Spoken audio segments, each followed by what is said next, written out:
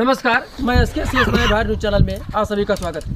हमारे साथ हिंदू वाहिनी के निवर्तमान प्रदेश उपाध्यक्ष मिस्टर अशोक सिंह जी बातचीत करने के लिए मौजूद हैं। आज वो तरमगंज टाउन एरिया से निर्दलीय प्रत्याशी के रूप में चुनाव मैदान में हैं। हम उनसे जानना चाहते हैं किन मुद्दों को लेकर के आप चुनाव मैदान में आएंगे। नगर पंचायत का चुनाव में बैडमिंटन की चिड़िया चुनाव निशान पे लड़ रहा हूँ।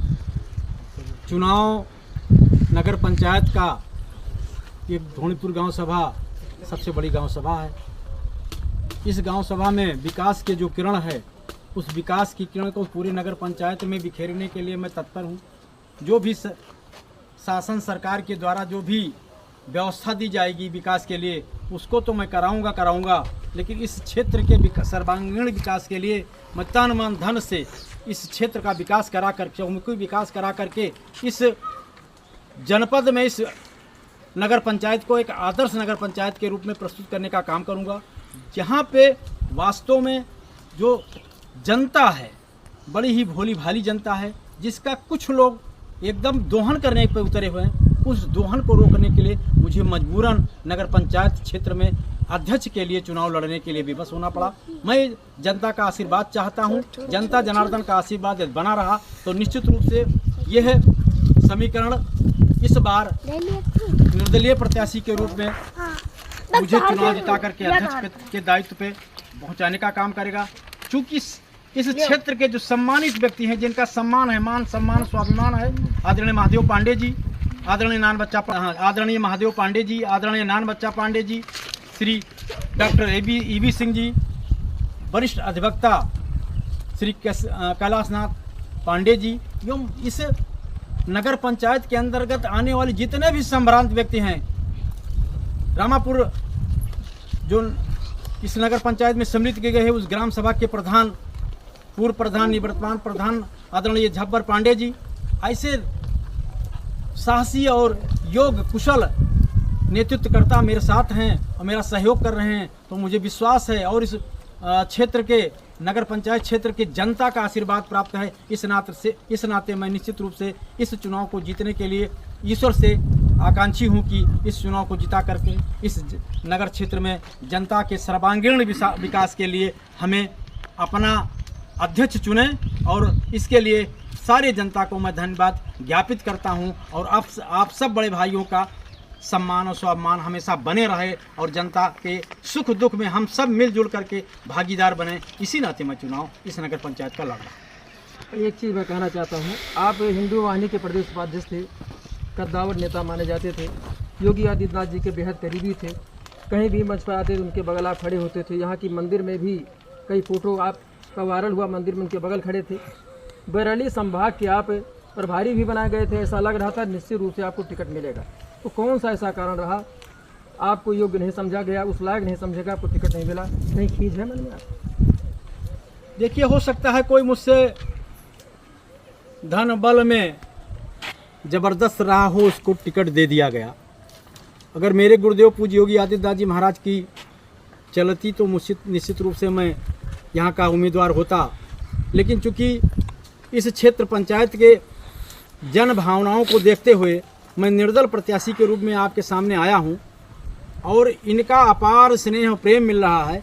इस नाते मैं यह भी अच्छा मानता हूं कि मैं निर्दलीय प्रत्याशी के रूप में लड़ करके चुनाव जीत करके इनकी सेवा कर सकूंगा। आप निर्दलीय प्रत्याशी के रूप में, अभी आपने कहा कि योगी जी की नहीं चली, तो योगी जी की नहीं चली, क्या संगठन की चली? अब यह एक विषम परिस्थिति है मेरे सामने कि चली नहीं चली, क्योंकि जितना मैं जानता हूँ गोरखपीठ के पीठाधीश्वर पूज्य योगी आदित्यनाथ जी महाराज के बारे में, वो एक अद्वितीय व्यक्ति हैं और वो मेरे गुरु हैं, उनसे कोई खींच नहीं है। लेकिन भारतीय जनता पार्टी वास्तव में गर्त में जाती नज़र आ रही है।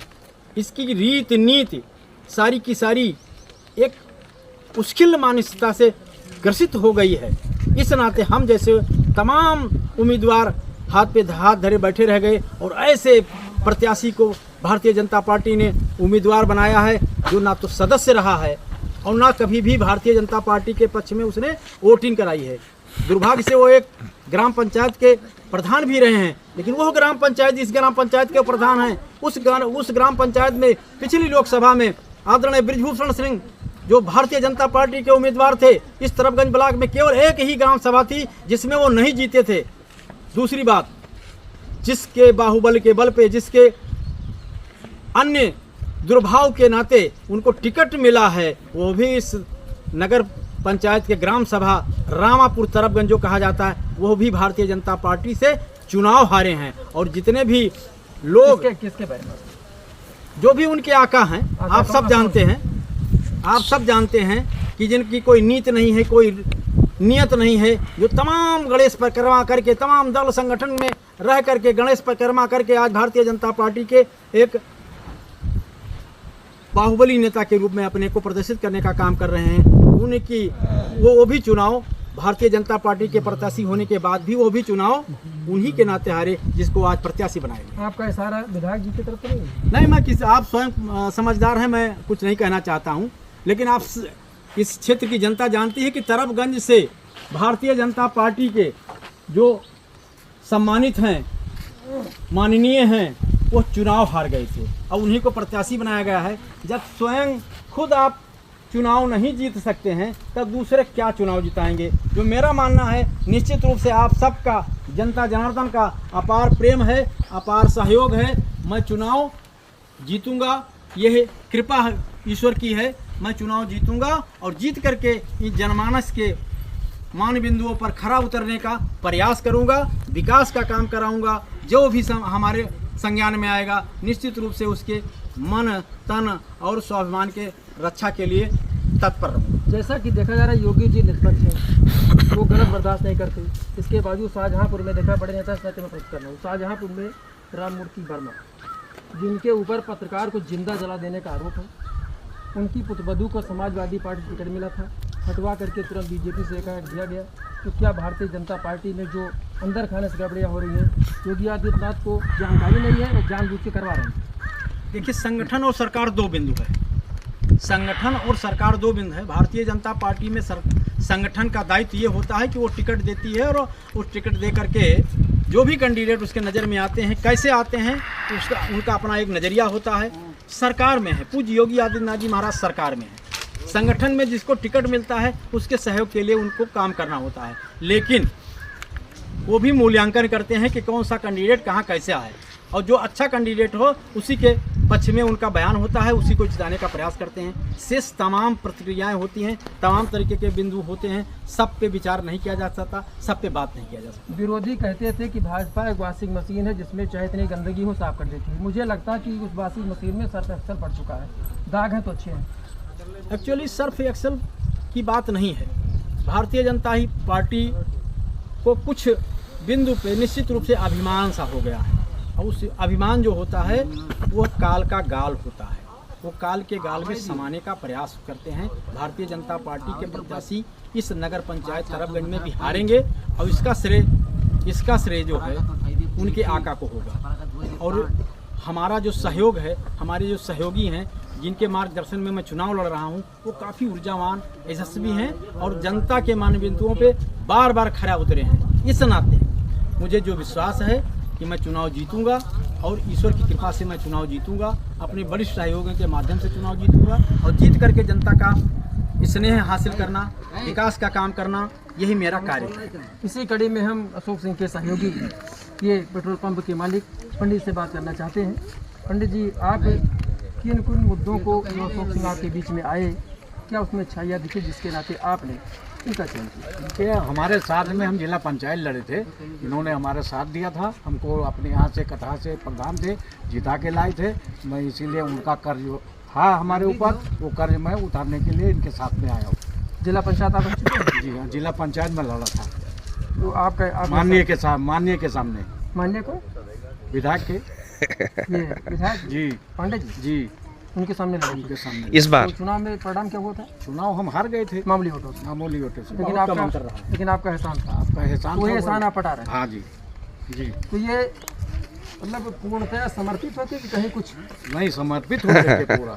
ऐसा नहीं है उसमें चने में दो दाल नहीं है, एक ही दाल है।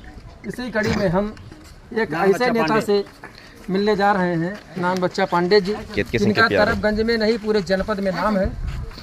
ये केतकी सिंह जी विभूषण शरण सिंह की प्यारो। पत्नी, वो जब जिला पंचायत अध्यक्ष रही तो उनके आप यारो रहे। नान बच्चा पांडे जी। नान बच्चा पांडे जी और जिला पंचायत सदस्य भी रहे। जिला पंचायत सदस्य भी आप रहे। एक बड़ा कद है। ब्लॉक प्रमुखी के चुनाव में इनका अपना एक अच्छा खासा दखल रहा है। आपने पर्चा दाखिल भी किया था, लेकिन किन्हीं कारण अशोक सिंह के समर्थन में लोग बता रहे जी। हैं। अब हम इनके मुख से सुनना चाहते हैं कि कौन सा कारण रहा कि आपने पर्चा उठा करके, मैं देख रहा हूँ आपके साथ घूम रही हूँ। कारण हमारे यहाँ ऐसा था, जैसे जलसर में कारण बना है वैसे तरफ नहीं बना है। हम भी टिकट मांग रहे थे, हम भी उस लाइन में थे और हम लोग बहुत पुराने भाजपाई हैं। अब आज भाजपा की ज़रूरत भाजपा को नहीं है। यहाँ क्या हो रहा है, आप लोग तो पत्रकार हैं, आप जहाँ पहुँच जाएंगे वहाँ कोई नहीं पहुँचे। लेकिन वास्तव में हम ना विकास के लिए मदद कर रहे हैं इनकी, न किसी के लिए हमें विकास कर रहे हैं कि जो मढ़ई दिखाई रही है आपको ये बची रहे तरफगंज में। मतलब इस पर भी खतरा है। इस पे खतरा है। आप तरफगंज बाजार देख लीजिए, सारी बाजार को नपवा दिया गया कि वो बंजर है। 50 साल से लोग रह रहे हैं, आज तक बंजर नहीं हुआ। मंजू सिंह थे, बाबूलाल थे, रमापत शास्त्री थे, तब तरफगंज में बंजर नहीं था। आज आपकी सरकार आ गई तो बंजर हो गई जमीन। हम केवल तरफगंज नगर पंचायत बनी है, बननी नहीं चाहिए, ये उसके लायक नहीं है। लोग देख लीजिए, मढ़ा घोसैला इनके पास क्या है, ये नगर पंचायत क्षेत्र है। लेकिन क्यों बनाया गया? 14 किलोमीटर की नगर पंचायत पूरे प्रदेश में अगर कहीं है तो आप बता दीजिए, है कहीं? विकास करने के लिए बनाया गया। ये अब किसका विकास होगा वो तो ऊपर वाला जानते हैं। अभी हमारे यहाँ नगर पंचायत में 3 करोड़ का टेंडर होगा, किसी को पता है? ये भी लड़ रहे हैं, ये भी लड़ रहे हैं, ये भी खड़े, बता दें। टेंडर हो गया, टेंडर हो गया, मतलब गांव बसा नहीं, लोग आ गए। हाँ शुरू हो गया। तो मैं केवल मदद कर रहा हूँ कि जो गरीब लोग हैं ये बच जाएं और तरफगंज में रह जाएं, इनके विचारों का छप्पर बचा। बस इसीलिए।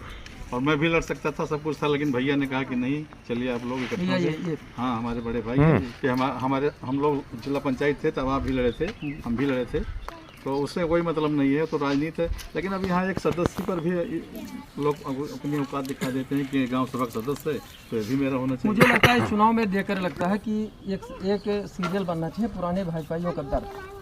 ये पुराने होना भाजपाई चाहिए, लेकिन सुनने वाला से- नहीं है कोई। जब नए हैं सब पुराने, कोई चलती नहीं है। अकबाल बहादुर तिवारी जी से कौन पुराना है, आप बताइए। उन्होंने ही क्या बताएं, आगे नहीं कुछ बताना है। वो भी हैं, हम भी हैं, हम सब 89 से रमापत शास्त्री जब यहाँ थे तब से यहाँ। उनका कोई एजेंट नहीं रहने वाला था। इनके पिताजी थे यहाँ, बहुत इनके अशोक सिंह के, बहुत वो मतलब नामी आदमी थे। वो सबके दरवाजे में नहीं जाते थे कभी, जब तक जिंदा थे। अब राजनीति तो दूसरी हो गई। तो क्या लगता है कि आप लोग सहयोग करके इनको जिता लेंगे? हम लोग नहीं, जनता सहयोग करेगी। हमारे लोग कौन क्या हैसियत है? हमको ठेकेदार हैं। जनता साथ देगी। ठेकेदार वहाँ बैठे हैं, हमारी जनता हमारे साथ है, मुझे विश्वास है। हम लोग कुछ नहीं हैं, ये जो हमारे सब खड़े हैं यही हमारे हाथ गोड़ हैं, हमारे पैर हैं, इन्हीं के बल पर है। अगर इनको सुख से रहना है तो नान बच्चा पानी के साथ हम हैं, और अगर रोज़ हाजिरी लगाना है सुबह जाके तो कहीं जाएं। बड़ी बात बोल रहे हैं। तो हम छोड़ कर भी बोलते नहीं हैं जी। कोई जवाब हो तो कोई बता दे, सामने बात करा दीजिए। कोई अगर बात करना चाह रहा हो, तरफगंज में क्या किया गया? सबसे पुरानी तहसील है तरफगंज की, एक बाथरूम नहीं है, वो विधायक जी अपने दरवाजे बनवा लिए हैं शौचालय, वहाँ उनके गन्नर जाते हैं, कोई औरत नहीं जा सकती। बात बहुत है, अगर आप पूछेंगे ख़त्म नहीं होगी। उसको उस पर विराम करिए और ये जो हो रहा है इसको देखिए।